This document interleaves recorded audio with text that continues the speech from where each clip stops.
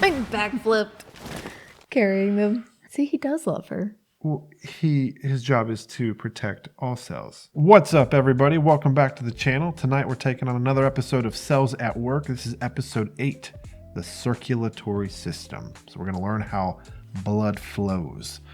At least I think we are. I'm Dr. Todd, by the way. I'm Allycia. And we are excited to jump into this with you guys. Thanks for being here. This Cells at Work has been such an amazing ride, and we're excited to keep going. And also throwing in some code black while we're at it. Yeah. So we can see what happens when things go wrong. So, all right, well, some stuff went wrong here, too. that's right. Yeah. We're seeing, I guess a good recap. We just had the cancer episode. Mm-hmm. That was terrifying. So I'll never feel bad for cancer, but man, they certainly had us feeling bad for those cells at least. But anyway, yeah, I'm excited to see what circulatory system. We'll see what that brings. But I don't know. Any thoughts before we jump in? Nope. Ready? All right, guys. Well, hey, please consider like, subscribe, comment, subscribe. Welcome to the inside of a human body. Vena cavas. Carrying some more oxygen. I mean, that's what they do. All right, listen up, rookie red blood cells. Directly ahead is the inferior vena cava. Batch of rookies? We have a tour. Immediately sent to the front line. I guess I'm no longer the new girl on the team. She's like, maybe I'll join this tour. Like, all of my deliveries would be on time if I wasn't making sure yours were too. yeah, remember that? Yeah. I've got to come into my own, so I stop dragging down everyone else. Okay. I can handle anything that comes my way. I transport carbon dioxide to the lungs. So she's got to take that to the lungs. All right. I'm a red blood cell, and that's my job. Today I will complete my route through the circulatory system and not get I think lost. the fire is just showing how passionate Yes, she is. Because red blood cells do not do well when they're on fire. I'd imagine. No, I don't know that anything does well. No. Inferior vena cava to the heart to the lungs. Simple. And then I just loop my way. Here we go. Anyone who gets in my way gets a face full of needles! Okay. I was just getting my life together. I don't want to die. Not cool! There you go. All right. Target sighted! Time to die! He's always coming to her He rescue. is. White blood cell. I can't believe you saved me. Save the day. Here for anyway. There's nothing here. Just lymphatics. Oh, you in the lymphatics? Oh. I can't keep putting other people in danger. Come on. I'll show you the way I again. think she's got a little ADHD. Look at her little hair is like... Job on her own no matter what. Her aura's practically screaming it. Should step back and let her do this. I think he respects it. Mm-hmm. Keep up the good work. I will. Oh! Please watch your step. Yeah, thanks. Really appreciate the warning, little platelet. Under construction. I better get back to work. Maybe look in the direction you're actually going. Mm-hmm. He's embarrassed for her. It's gonna go well.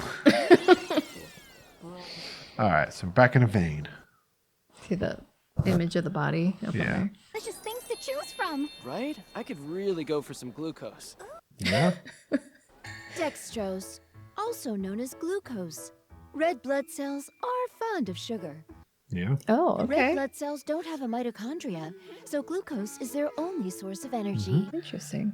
But too much glucose and we can get diabetes. Yeah. And then we measure that by checking how much of your red blood cells have sugar attached to it. Huh. Oh, sugar in the blood. We call that Yeah. an A1C. I'm hanging in the liver if you need backup. You did really good work today. He's keeping an eye on her. Yeah. The venous valve prevents blood from backing up and ensures it flows one way through the vessels. That is true, but if you get a valve that becomes incompetent, then you develop varicose veins. Okay. So that's when we get those, that is because these valves became incompetent. Yeah. And then you started having like these perforator veins that basically trying to do the work, but inevitably you get dilation of that vein and then it swells up. And then we get the varicose veins. You just walked in. How are you already going the wrong way? Oh. Right, totally see that now. Look at this girl. Don't cry. Oh, Don't tell them the map poor was thing. upside down. Tell them the map is upside down. Inferior vena cava, the largest vein in the human body, collects blood from the lower body and then delivers it to the right atrium of the heart. It's funny. It's all those little Look like, cells. look like ants. Yep. It's just a straight shot, so it's a breeze. Yeah, but the uphill climb always wipes me out. I love how they depict that because it has to go against gravity. Oh, yeah. Do you want me to show you how to get to the heart? Oh. She's looking real determined. I don't think she even heard me. The path is extremely congested with traffic up ahead, so you'll have to leave your carts behind. Welcome. You are now entering the heart. Okay, Please this is follow cool. all instructions. So your inferior, superior vena cava. You're about to embark on the non-stop thrill ride known as heart circulation. Once you arrive in the lung, we'll hand over your carbon dioxide and receive oxygen in exchange. Okay. Yeah. Travel through the aorta from the left ventricle and head out to the capillaries. Mm-hmm. Over oxygen and nutrients, and in exchange receive waste like carbon dioxide. All right, so they kind of walked you through very educational. And I'm gonna be honest with you, when I first got accepted into medical school, this was not all super intuitive to me. You learn that the right-sided circulation and left-sided circulation from the heart are actually very different. Even though the heart is that central organ, but it's really kind of cool when you think about how it serves both functions, and it's like this circulatory loop. Hence circulatory system. Yeah. And it all kind of keeps coming through there. So I do think that's really interesting. Now, what we learned here from this, these cute little graphics here is that right-sided blood is deoxygenated. It goes to the heart, goes through the lungs to get oxygenated, returns to the left side of the heart, which then pumps out to the rest of the body. Okay. And this is what provides oxygen to the rest of the body. But what provides oxygen to the heart? I don't know. None of those arteries that they mentioned. The blood. Just the blood that's in the heart. Yeah. What about the surface of the heart? I don't know. So the coronary vessels. Yes, I was going to come out with the coronary vessels. The coronary vessels are actually what provide blood to the heart. So the heart provides blood to the rest of the body through these major artery systems, but the coronaries are what provides oxygen to the heart itself. And that is being provided mostly during diastole. So when the heart is in relaxation. Okay. So if you have diastolic hypertension, you may have reduced or impaired coronary flow. And so then you could actually increase your risk of, say, having what they call cardiomyopathy, heart disease, and all that. So, Food for thought. Food for thought. Yeah. All right. Sorry to get this fun stuff. Yeah. Hello, red blood cells. Hope you're You doing catch well. that? And Not at all. welcome to the heart. Why is she so angry? She's not. She's just passionate. The place that She's mystifies me to determined. this very Okay. day. The heart. This one is all you, red blood cell. That's the spirit. You got this. Beware of suspicious looking cells. All right, heart. Here we come. She just has to follow everybody else, right? Pretty much, yeah. Cells at work. Cells at work. At work? I like how they take on the personality of the cell at the time. I know.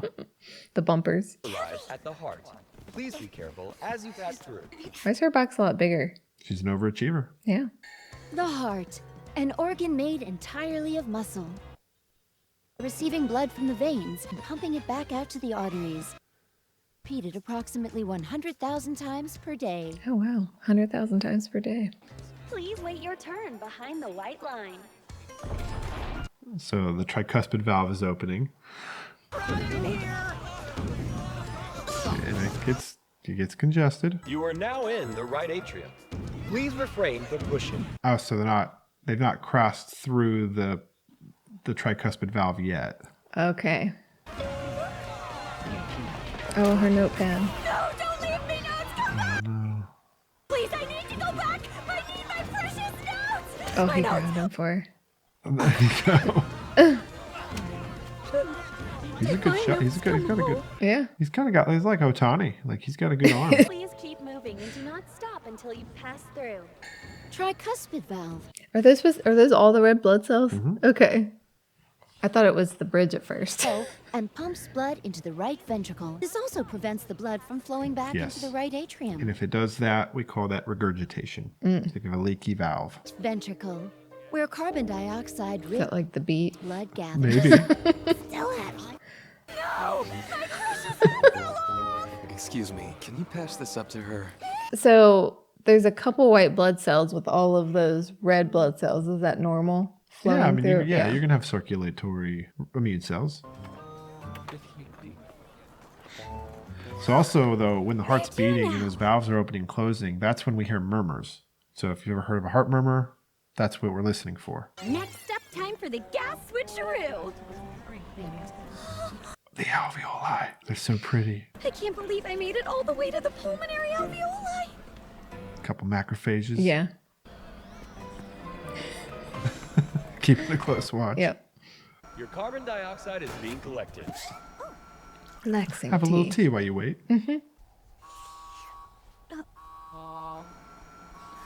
So these red blood cells are a lot more relaxed than they are in code black. Yeah, I know. Thank you for waiting. Your oxygen is ready to retrieve. So, yep, you're in the pulmonary capillaries. You know, come to think of it, Ooh. Box the whole time. this was the first place that white blood cell ever rescued me. Oh. Pulmonary vein, the passage for the flow of oxygen-rich blood. Back to the heart. Uh-oh. Ooh, what's this one? Here comes the white knight in shining armor. We almost didn't even get to find out. He killed it so quickly. Just gonna keep moving. Oh, look, he doesn't even know. She didn't even know. That's kind of what the body does, though. Yeah. Most of the time, we never realize how many organisms our white cells are killing. Yeah. The path splits into two smaller arteries, traveling to all capillaries in the body.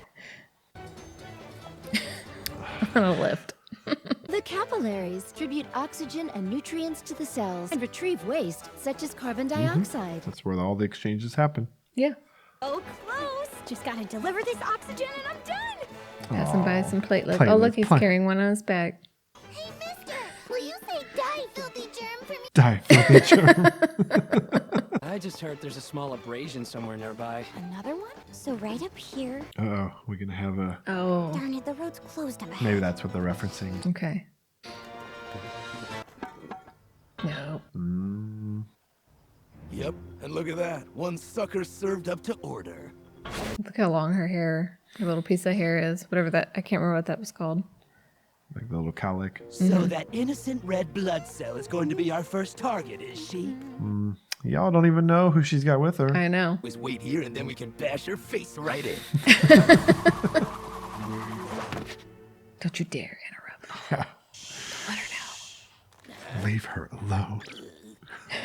Die, you filthy bug. Like backflipped, carrying them. See, he does love her. Well, his job is to protect all cells. Oh, you already handled those guys? Yeah. Get rid of this. Just phagocytose them.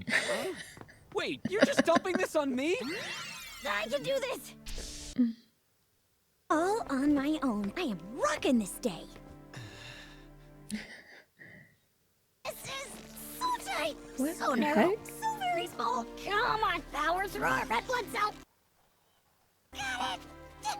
Hello, sir. I'm here to deliver your oxygen. Well, so capillaries, it does get tight. Okay. Can't tell you how much I appreciate you squeezing on in here. And so I think maybe that's what they're portraying. Yeah. It's like it does get tighter and more Yeah. narrow. That's how you're able to kind of diffuse the Okay.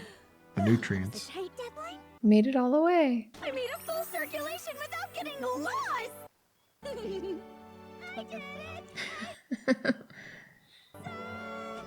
Oh, this is amazing. He's like, worth it. Just doing my job. Yep. Killer T, what are you doing here? Don't think that really matters. You managed to circulate all the way here? I never could have done it without your guidance. Almost impressive how inept she is. Hey, Yeah. things you and I happen to be pretty awful at too. So happens that she's pretty awful at, not getting lost. But she kept pushing. Let's not blow this out of proportion. You never needed my help. Those red blood cells, They've got a tough job. Yeah, they do. In real She terms, is- even a little progress is still She's progress. amazing. See, he loves her. He appreciates her. Maybe one day, every cell can respect each other for what they contribute. I know you get Yeah. it, killer. Just shut up! What the?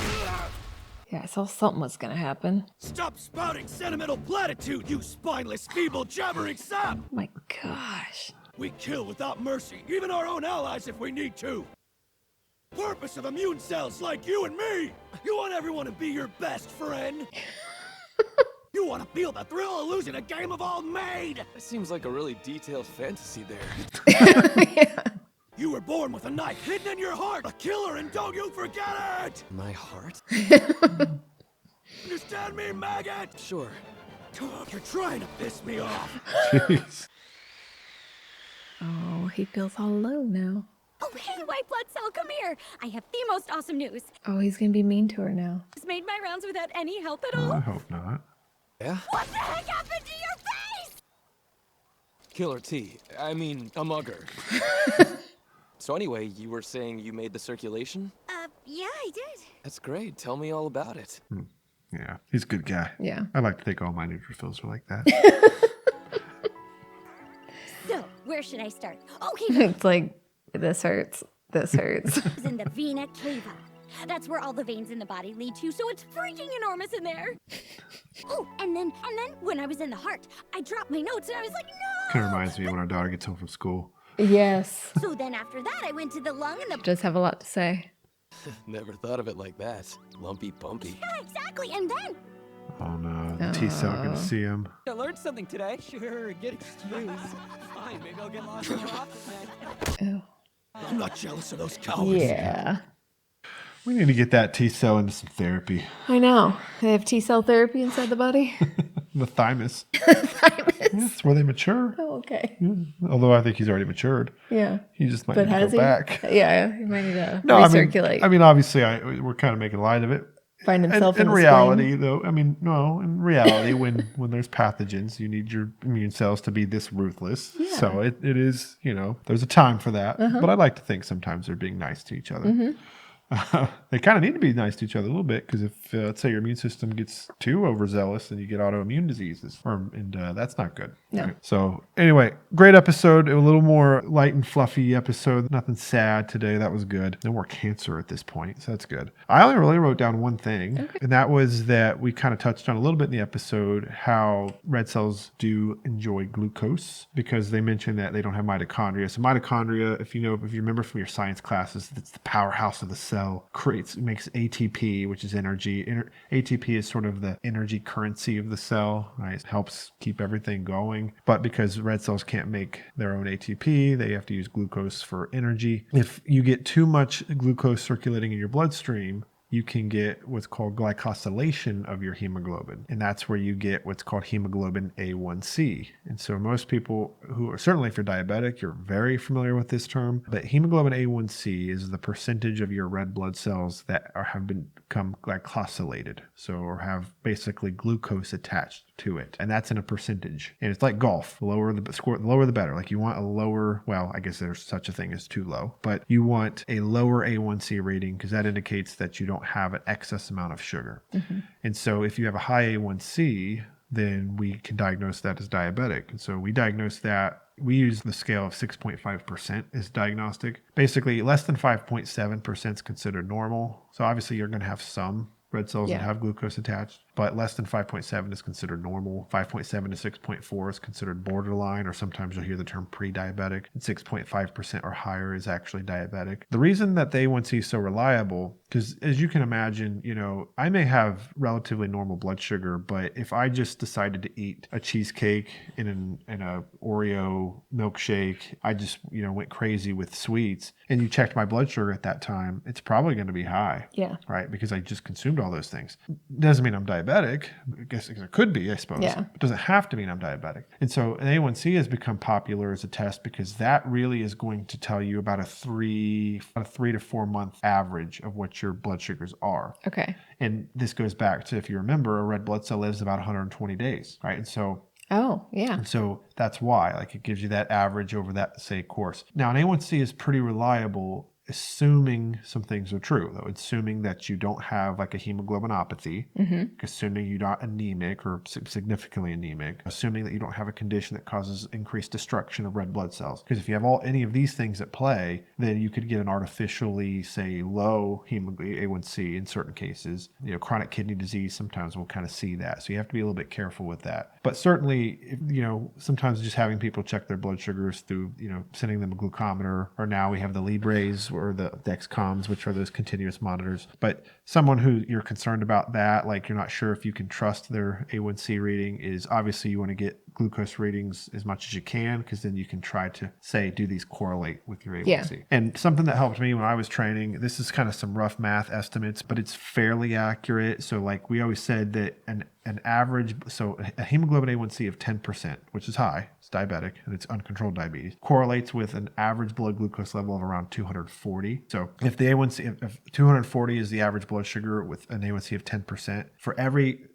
time you go up or down a point, you either add or subtract 30 from the sugar, and that's about what you could expect. So like what I mean by that is, so if 240 is 10, then an A1C of 9 would equal about 210. Right, subtract that from 240. Yeah. Or an A1C of 8 would be about 180 on average. So again, or going up, you know, an A1C of 11 might be around 270 average. So that's some rough math that we use to kind of try to decide about what your average sugars are. Okay. And that helps us determine how we might adjust, say, your medication, or if you're on insulin or something. Now, is that for type 2 diabetes only? Yeah. So actually, no. So A1C is going to be useful in either type 1 or type 2. Now, the difference between type 1 and type 2, though, being that if you type 1, it's because it's an autoimmune disease where the beta islet cells that produce insulin have been destroyed. And so you have to be on insulin to treat type 1. There's no way around it because your body doesn't produce insulin. In type 2, your body produces insulin, but your cells develop a bit of an insulin resistance. And so you don't always have to start type 2 diabetics on insulin. Actually, some type 2 diabetics never go on insulin. But the medicines that we give you tend to make your body produce insulin more efficiently. Okay. Or they make maybe your cells more sensitive again to the insulin so that they work. Because I'll do like a quick crash course on what that means. So insulin is what the body needs, specifically what some of your cells need in order to take that glucose in to use it. So you can imagine, just like these red cells are circulating the body over and over again, when the sugar in your blood also circulating the body, and when these cells get access to it, they take it in, they need it, they use it to make energy. And so, but insulin is sort of like the bouncer at the door who lets the insulin in. It sort of says, hey, come here, insulin, we're going to let you in. Like it's a doorman, basically. If you have type 2 diabetes, you have those doormen are basically not working. The bouncers are not there, and so there's no way for that insulin to then take that sugar into the cell. So you try to produce more and more insulin. So because it's like, well, it's not working, but really it's because you've developed resistance to that insulin. Okay. Those doormen have decided to ignore the insulin, I guess. In this, if you could think of it in a cells will work, can you imagine that as an episode? That's kind of, bouncers at the door. That's actually how I explain it to patients. So I explain it to patients this way, kind of like, like you can, if there's someone at the door who's not letting it in, our job is to get those bouncers or those doormen to start doing their job again, recognizing the insulin and bringing the sugar in where it belongs. Yeah. Because otherwise that sugar is just going to circulate in the bloodstream. It's going to damage organs because organs shouldn't be exposed to that much glucose at that level for that long. We're actually going to end up, interestingly, when it gets really out of control, we end up losing weight because those cells aren't taking in that energy. They're not using those nutrients. So we'll actually tend to lose weight at the time of diagnosis.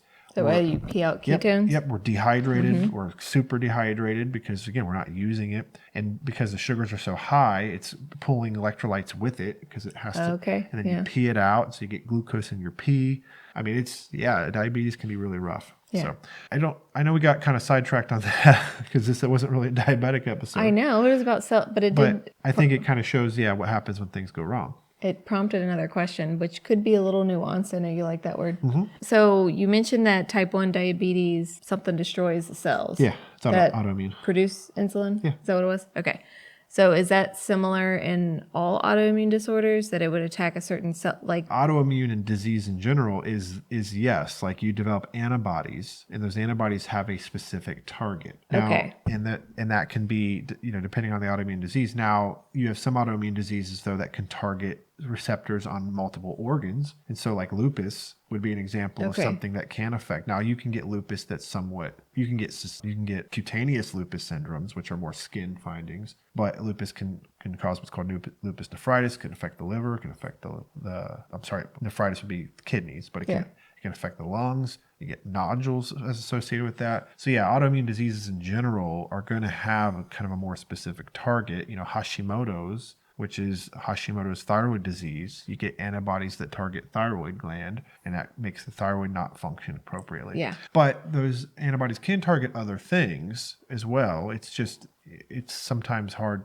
to identify that. Okay. But yes, to answer your question, that's just the example of what happens in type 1 diabetes. Okay. Yeah. Any other questions? No. All right. Great episode. Can't wait to jump. Oh, the next one's thymocytes. Oh, this is perfect. So maybe the T cell will go mature a little bit better. Oh. Or okay. we're gonna learn about their humble beginnings, maybe. Maybe. Yeah. Because that is when they were going to be little T cells. Oh, maybe that's what happened to him. Yeah. He's got trauma. He was told not to play nice with anybody else. Yes. All right. Well, come back and catch that one with us. Thanks for being here tonight. Take care. See ya. I am Dr. Todd.